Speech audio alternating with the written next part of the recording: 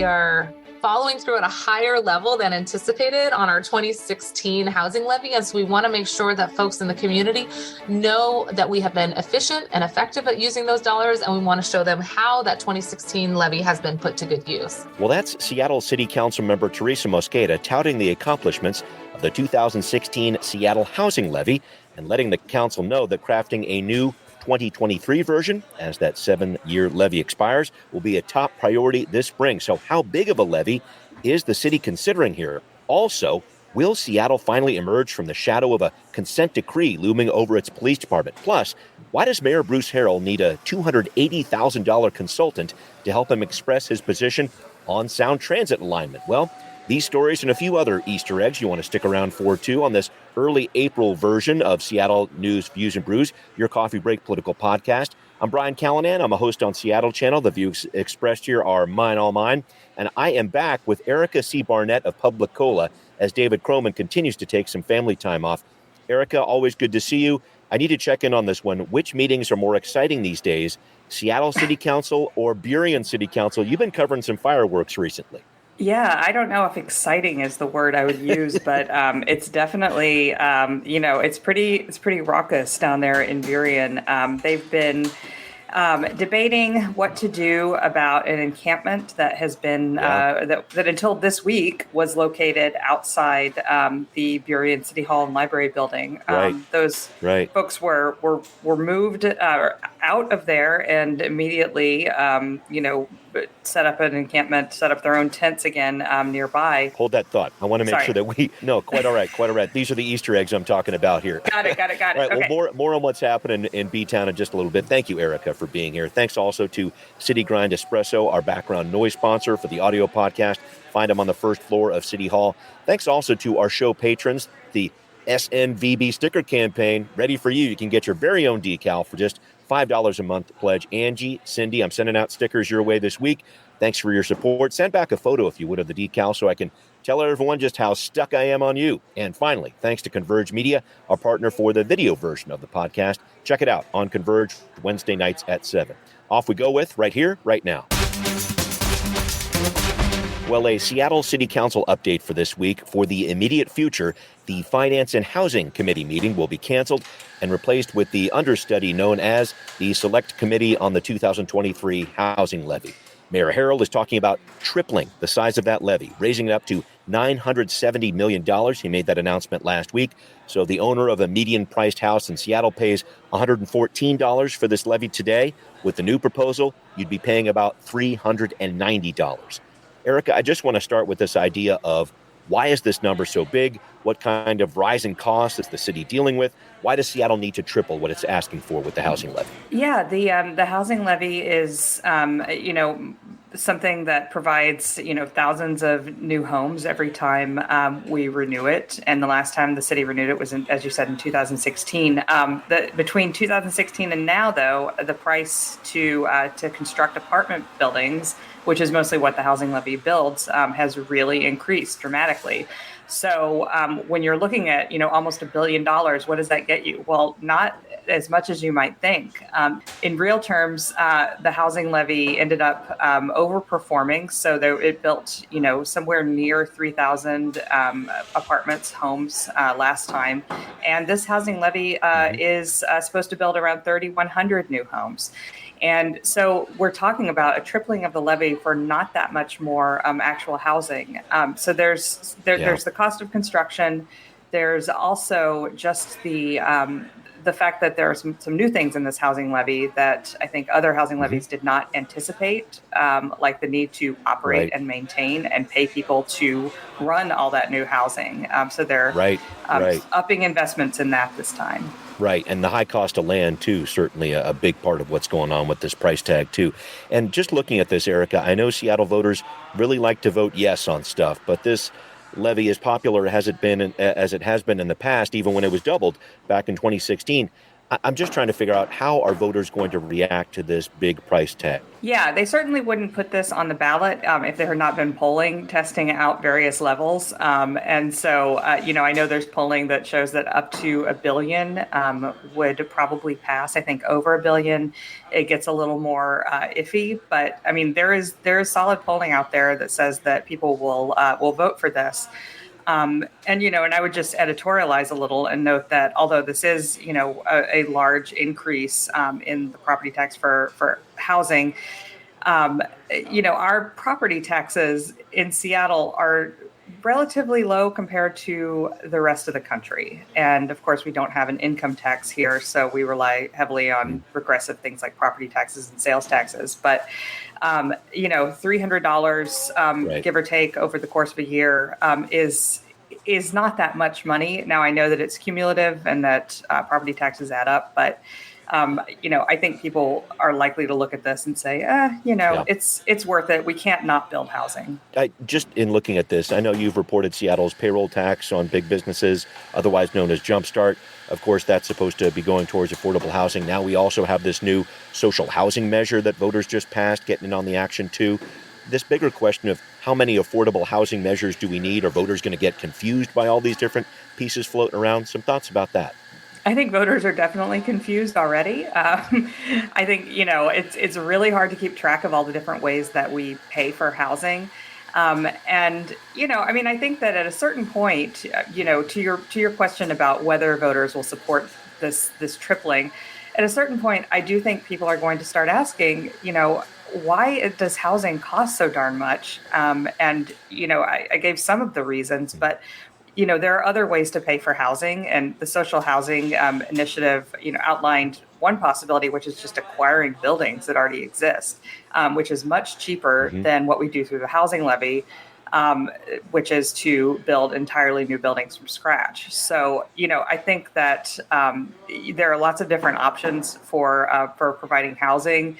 It is very confusing. And I do think that at a certain point, I don't know if it's this election, I don't know if it's a future election, but at a certain point, voters are going to kind of start scratching their heads and wondering why this is so expensive and what we're getting for these huge investments. Yep. Very good point there. Well, I wanted to move on to another story that you've been reporting on recently in Publicola about the King County Jail downtown. A lot of issues there. I've reported some of them on the podcast. The population and the length of stay for inmates has been on the rise. Inmates aren't always getting the treatment they need. Last year, 6 people died, 4 of them by suicide. Erica, what is the King County Council looking at this week to try to ameliorate this situation? What's going on? One thing that the county council is looking at is moving 150 men to a jail in Des Moines called SCORE, the South Correctional Entity, which is a jail that's owned by, I believe, 6 suburban cities down there. And the thinking behind that is that because the downtown jail is overcrowded for the number of guards that are there, it's extremely understaffed, and there's, it's not a good or safe place for folks to be right now in a lot of ways. And so they're talking about moving 150 people out through this contract. Now, this is very controversial for a lot of reasons, among which is the fact that visitation is different there. It's all video visitation. The fact that attorney access to clients is more limited at SCORE. And, just the overall problem that we can't just infinitely move people around like chess pieces and solve the problem of overcrowding or understaffing at our jails that way. Eventually, it's going to catch up with King County, and I think sooner than later, because the population at the downtown jail keeps increasing. So this was very controversial. The King County Council will be taking a final vote on this, but the contract remains extremely controversial, particularly among folks who say, let's just stop booking for some of these low-level misdemeanors. That's the big piece of it, because it sounds like SCORE, you touched on this earlier, it's had a few issues too. It's as much as there are issues at the King County Jail, it sounds like SCORE has had some issues around it too. Yeah, it's had some very high-profile deaths. In fact, there was a woman with mental illness who was in solitary confinement for 4 days and died in solitary confinement at SCORE. Her family was ultimately awarded a $2 million settlement. And, the King County legislation says that they won't transmit anyone with severe mental health problems or physical health problems to SCORE. But as a lot of folks pointed out, people with expertise in treating mental illness and treating folks in the jail, it is very difficult to predict who will develop, mental health problems or who will manifest mental health problems. You can't there's not a category of people who will never be at risk for suicide, who will never be, at risk for behavioral health conditions. And so they're banking a lot on this idea that they can identify people who are low risk and will always be low risk. But that's just not the reality when you're talking about people who are in jail, who are in solitary confinement, which, definitely worsens mental health conditions. Absolutely. And thank you for that. And we're going to move on at this point, but there's so much left with that story. I appreciate your reporting on it, Erica. So we're talking about something that's pretty big here for the city of Seattle after 11 long years. Is it time to end the consent decree the Seattle Police Department remains under for officer bias and the unconstitutional use of force? We're looking into that coming up on Now Hear This. Well, in case you missed it last week, Mayor Bruce Harrell, with representatives from the Department of Justice, asked a federal judge to end the consent decree the SPD has been under since 2012 for officer bias and the unconstitutional use of force. He says there has been some hard work put in over the past decade plus. As mayor, I've repeatedly said in other forums that our highest charter responsibility is delivering constitutional policing and effective public safety to every person in every neighborhood. Every person in every neighborhood. The filing today represents another step toward that goal. Erica, my question is, are we there yet? U.S. District Court Judge James Robart has not been afraid to say Seattle has been out of compliance a number of times. I remember very recently during the protests of 2020 that happened. Is Seattle at this level of substantial compliance? What do you think? Well, I mean, I will say first what the city thinks, which is, that they absolutely are. The city's memos supporting the end of the consent decree used phrases like, completely transformed, dramatically transformed, night and day. And so they certainly think so. I would sound a note of caution and say that, as you mentioned, 2020 is pretty recent. And that is when, Judge Robart raised some serious concerns about crowd control policies, which are not part of the city's request. They have acknowledged that they still have work to do. So, Judge Robart, as you mentioned, has been more than willing to rule the city out of compliance when they screw up. And this kind of overconfidence, I would say, in the police department's complete transformation could backfire. I noted in my coverage that the police are investigating and I would say somewhat slow walking the investigation of the killing of a pedestrian by a police officer who was heading to the scene of a nearby 911 call that was initially identified as an overdose that he needed to provide Narcan at. That turned out not to be true. So that investigation is ongoing, and that could ultimately be an issue with the consent decree. So I would say that no, I mean, I don't think that they are so dramatically transformed that these that these over the top statements are necessarily justified. But there are a lot of reasons that the consent decree is problematic, both for both for the police department, but also for reforms, which it's been kind of difficult to implement in some cases, specifically because a consent decree exists. It's been a clunky decade plus when we talk about the consent decree and the process, because I think back to 2019 when the Seattle City Council put together some police accountability legislation. Then the mayor negotiated a new deal with SPOG, the Police Officers Guild. and a lot of those reforms were negotiated away. Can you talk about that piece of it? Yeah, the SPOG, the police union, the main police union, is currently in negotiations with the city. And one of the things that the letter that the mayor and DOJ sent to Judge Robart, and that was also cited in a memo that accompanied it from the city's labor negotiator, was that, we need to actually implement these reforms as part of the SPOG contract. And that was unusual.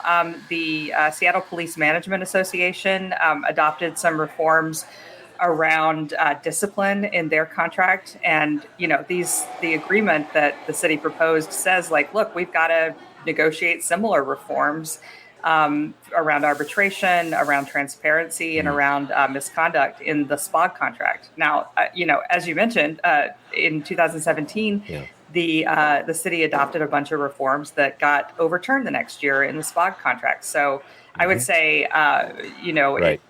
There's a lot of tough talk in here, but we'll see what actually comes out in the contract itself. Absolutely. I wanted to move on to another interesting story that we touched on at the top of the show here. What is happening down in B-Town? Burien's response to homelessness. The city evicted a tent city there on the main drag of Burien on 152nd. That camp simply moved maybe a block away. I'm just trying to figure out, what's the city doing? Yeah, the encampment had about 15 tents. And as you said, folks, just moved because no one, ultimately, the issue was never resolved. The hope from the city of Burien and from outreach workers down there was that King County Regional Homelessness Authority or the King County Department of Human Services would provide some resources so that people could, maybe go into hotels nearby. Now, of course, there's no hotels at all in Burien, or that there might be some sort of quick fix tent city or tiny house village that could be stood up. But since none of that happened, of course, folks just have to go somewhere else. And so now that has happened, people are very angry, I would say. And the meeting last night at the Burien City Council was, I would say, much more pitched and heated than previous meetings where people were still kind of trying to find solutions. Now Burien is looking at the possibility of extending its camping ban. Camping is already banned in parks in Burien, and now they're talking about extending it to all city properties and making some other changes to make life more difficult for people experiencing homelessness down there. Wow. It's just very clear you have a situation in Burien where there are the infrastructure needed, if you want to call it that, to support the people who are there. Yeah, I mean, Burien is a very small city, and it has a very small budget. And so, in fairness to them, I mean, it is extremely hard to come up with. They estimated, the city manager, Adolfo Bailon, estimated that it would cost about $1 million to stand up a tiny house village for 80 people. And it's unclear what the homeless population in Burien exactly is, but it's in, the dozens to, on the very outside, maybe a couple hundred. So $1 million might not sound like a lot to us in Seattle, but it is quite a large proportion of Burien's budget, which I believe is around $35 million total. So it's a tough problem that, is going to take outside resources if they're going to solve it.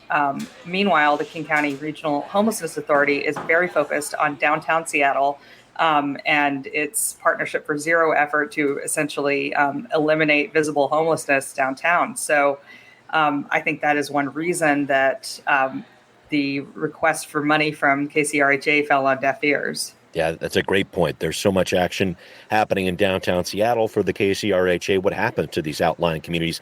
Definitely seeing that play out in Burien here. Well, all right, we need to talk about something coming up here. A $280,000 consultant fee paid by Mayor Bruce Harrell's office to build consensus on a new sound transit alignment route. Erica's got some details on Transportation Talk. Erica, you reported last week on Mayor Harrell spending $280,000 to hire consultant Tim Cease to work on building consensus for a new sound transit alignment here. What's going on? This is a pretty messy story we're talking about here. Yeah, so as you said, I mean, you summarized it succinctly. The city of Seattle spent $280,000 to hire Tim Cease, who is a longtime fixture in the political consulting world and used to be deputy mayor, to essentially, as according to the contract, build community consensus around a light rail route. The issue, or the two main issues, are the north and south ends of downtown Seattle, where those stations are going to go. In Chinatown, there's a fierce debate over whether it should go at 4th Avenue in the heart of Chinatown or somewhere outside the neighborhood. And the preferred alternative that the Sound Transit Board adopted is indeed the one that Bruce Harrell sponsored and supported. And that avoids Chinatown by adding a station down near the stadiums and one right next to the existing Pioneer Square station. To the north, it also, the preferred route also eliminates a Midtown station that would have served First Hill. And I guess I'm trying to figure out how this all went down here. I know you had some concerns about that. The Seattle Times picked up on this later and said, well, and actually had some words from the mayor on this one saying, hey, I hired a consultant to build some consensus. We built that consensus. What's the big deal? I just wanted to tear apart that issue with you here. Yeah, it's extremely unusual for the city to, first of all, hire a lobbyist at this level to argue its position with the Sound Transit Board and to try to build consensus by, meeting with community and sort of presenting a united front. That in itself is unusual. The size of the contract is extremely high. I spoke to a number of consultants who said they would kill for a $20,000 a month contract and of course, according to the contract, Cease was working 20 hours a week. But, I would say that is just kind of a formality that's written into the contract. We don't actually know how many hours he was working. But yeah, I mean, the size of the contract is astronomical. And in comparison, a couple of years ago, there was former Mayor Jenny Durkin signed a contract with a consultant, Ann Fennessy, to basically serve as the city's designated representative of Sound Transit, which is a more technical job. And she was paid $180,000 a year as opposed to $280,000. And, Seattle Times splashed that all over the front page of Local. And it was considered this huge story. I wrote about it first as well, like this time, and the Seattle Times picked up on it. But this is definitely a questionable use of again public funds to argue a position that is by no means the consensus of the community or the people of Seattle. Interesting. Yeah, there's a lot still coming out with this one. Sound Transit is such a agency to follow here, and I think about all these different things as we start wrapping up here, Erica. You've got Sound Transit, you've got the Seattle housing folks and all that, all these different press conferences flying at us all the time. Do you have in the back of your mind a thought about the best press conference you ever went to? Wow. The best press conference I ever went to. Okay, that's going to be hard to come up with on the fly. I will say one of the funniest press conferences I ever went to was when Mayor Jenny Durkin was new in office. It was her first press conference, and she didn't really, I think, or her media people didn't really understand who was press and who wasn't. And so they let in a guy who is a notorious local conspiracy theorist about Kurt Cobain. And he set up his little camera, and I don't remember what the press conference was about, but I know that all his questions were about why the city was covering up what really happened to Kurt Cobain. That's a pretty good one. The one that I had in the back of my head was when Clay Bennett came to town and was trying to explain to people how his purchase of the Seattle Sonics was not a situation where he was going to move the team out of town, and you could almost see everyone in the audience, the entire press corps, rolling their eyes at the same time. So that's Wow. worst press conferences that I've ever been to. Yeah, always good stuff. Erica, thanks so much for being with me. Thanks to everybody for listening to Seattle News, Views, and Brews, where you can always find out what's brewing in local politics. This podcast is on Apple, Spotify, wherever you listen. Please do find Seattle News, Views, and Brews on Patreon, too. Would very much appreciate your support there. And finally, thanks for watching on Converge Media as well. We'll see you next time. Seattle News, Views, and Brews is an independent production of Callanan Media Services. Copyright 2023.